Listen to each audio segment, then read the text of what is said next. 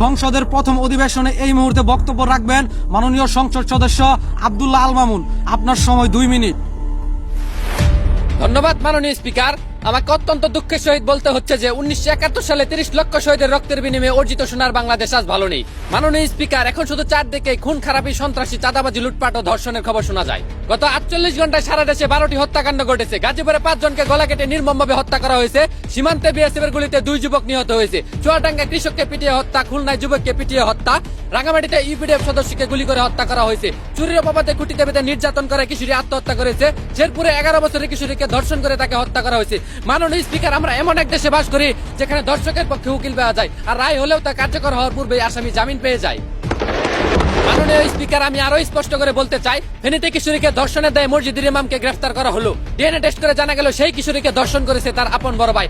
অন্যদিকে নেত্রকোনায় 12 বছরের শিশুকে ধর্ষণের উপযুক্ত প্রমাণ না থাকা সত্ত্বেও মাদ্রাসা শিক্ষককে গ্রেফতার করে 3 দিনের রিমান্ডে নেওয়া হয়। বিক্রমপুরের মতো আলেমদেরকে বিনা অপরাধে কারাগারে বন্দী করে রাখা হয়েছে মাননীয় স্পিকার। অথচ উসমান হাদি হত্যা 4 মাস পেরিয়ে গেলেও এখনো কাউকে গ্রেফতার করা হলো না, কোনো বিচার হলো না। হুজুরদের বেলা আইনের কঠোরতা দেখা যায়, অন্যদের বেলায় থাকে নীরব। মাননীয় স্পিকার, তাহলে কি আমরা ধরে নিব এদেশের আইন শুধু দাড়ি টুপিওয়ালাদের জন্য প্রযোজ্য? ধন্যবাদ মাননীয় সদস্য। এখন বক্তব্য রাখবেন মাননীয় সংসদ সদস্য খুরশেদ আলম রানা। আপনার সময় 3 মিনিট। ধন্যবাদ মাননীয় স্পিকার, এই মহান সংসদে আমাকে কথা বলার সুযোগ করে দেওয়ার জন্য। মাননীয় স্পিকার, আমি বলতে চাই, বর্তমান সময়ে সমাজের কিছু মরণবেদী বিষয়বস্তু নিয়ে ডিজিটাল বাংলাদেশের তরুণ তরুণীরা আজ মাদকাসক্তি ও অনলাইন জুয়ার কবলে পড়ে ধ্বংসের দিকে এগিয়ে যাচ্ছে, যা ভবিষ্যতে দেশ ও জাতির জন্য হুমকি স্বরূপ। মাননীয় স্পিকার, প্রায় সময় আমরা দেখতে পাই বিভিন্ন মদের বার ও আবাসিক হোটেল থেকে সমবয়সী যুবক যুবতীরা আটক হচ্ছে। মদ, গাঁজা, ইয়াবা, ফেন্সিডিলের মতো মরণবেদী নেশায় তারা জড়িয়ে পড়ছে। অনলাইন জুয়ার ফাঁদে পড়ে লক্ষ লক্ষ টাকা হারিয়ে অনেকেই নিঃস্ব হয়ে যাচ্ছে। এসবের টাকা জোগাড় করতে গিয়ে চুরি, ডাকাতি, ছিনতাইয়ের মতো বড় বড় অপরাধে জড়িয়ে পড়ছে তারা।